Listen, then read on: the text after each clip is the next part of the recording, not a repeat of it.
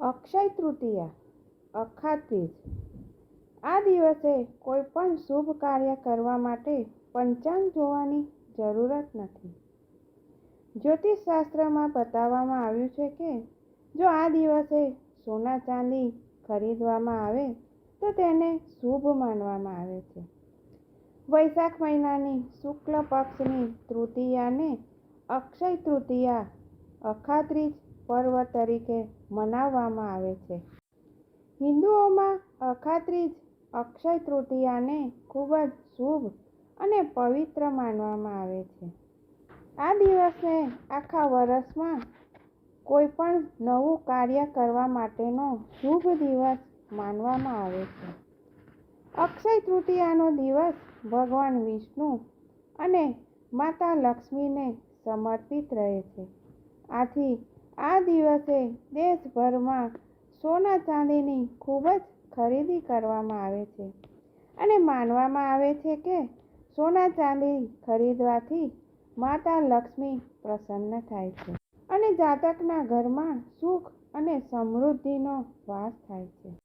આ દિવસે મુહૂર્ત જોયા વગર જ માંગલિક કાર્ય જેવા કે વિવાહ, ગૃહપ્રવેશ, નવો બિઝનેસ શરૂ કરવો વગેરે નવું કાર્ય આરંભ કરવા માટે શુભ ફળદાયી માનવામાં આવે છે. સોના ચાંદીની ખરીદી તો શુભ માનવામાં આવે જ છે, પરંતુ જ્યોતિષશાસ્ત્ર અનુસાર અક્ષય તૃતીયાના દિવસે આ 5 વસ્તુ ખરીદવાને પણ ખૂબ જ શુભ માનવામાં આવે છે, જેનાથી ધન સંપત્તિમાં વધારો થાય છે અને પરિવારના સભ્યોમાં પણ ઉન્નતિ થાય છે.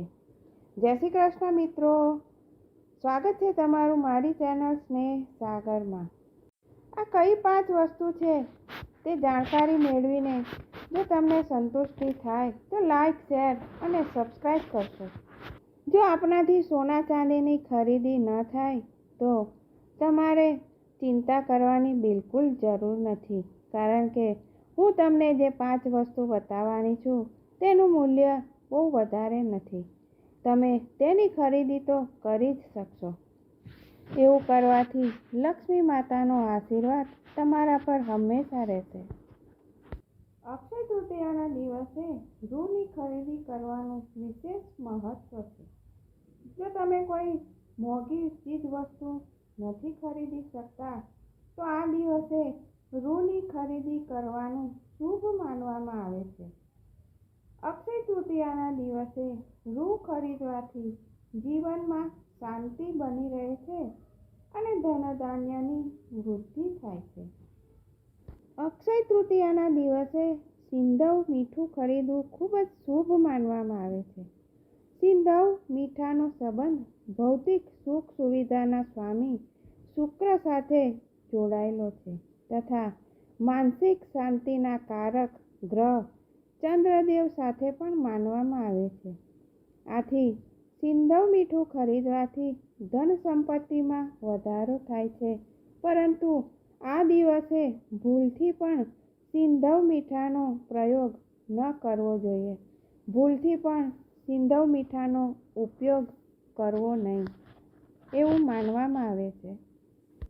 અક્ષય તૃતીયાના દિવસે માટીનો ઘડો, જેને માટીનું સોનું કહેવામાં આવે છે, તો માટીનું માટલું ખરીદવું ખૂબ જ શુભ માનવામાં આવે છે.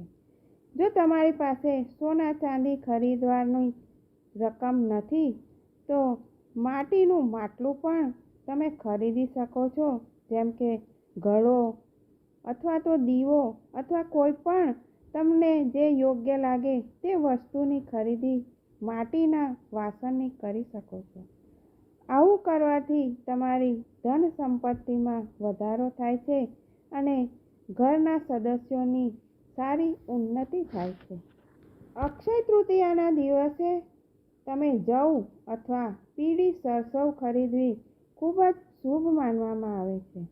આ શુભ દિવસ પર જવ અથવા પીળી સરસવને ખરીદવાનું સોના ચાંદીની ખરીદી બરાબર માનવામાં આવે છે. અક્ષય તૃતીયા પર જે જવની ખરીદી કરીને ઘરે લાવે છે તેની ઉપર માતા લક્ષ્મીના આશીર્વાદ સદાય માટે રહે છે. અક્ષય તૃતીયાના દિવસે વાસણ અથવા કોળી ખરીદવાનું પણ ખૂબ જ મહત્ત્વ માનવામાં આવે છે. તેને શુભ માનવામાં આવે છે. આ દિવસે તાંબા અથવા પિત્તળના વાસણની ખરીદી કરીને ઘરે લાવી શકાય છે. આવું કરવાથી ધન ધાન્યમાં વૃદ્ધિ થાય છે.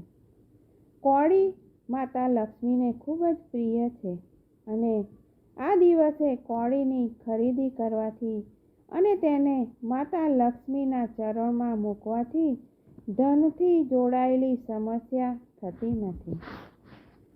આમ આપ સર્વ પણ વૈશાખ મહિનાની શુક્લ પક્ષની તૃતીયાની તિથિએ આ રીતે ખરીદી અવશ્ય કરજો. જય શ્રી કૃષ્ણ મિત્રો. જો જાણકારી પસંદ આવી હોય તો લાઈક શેર અવશ્ય કરશો. ફરી મળીશું નવી વાતો સાથે.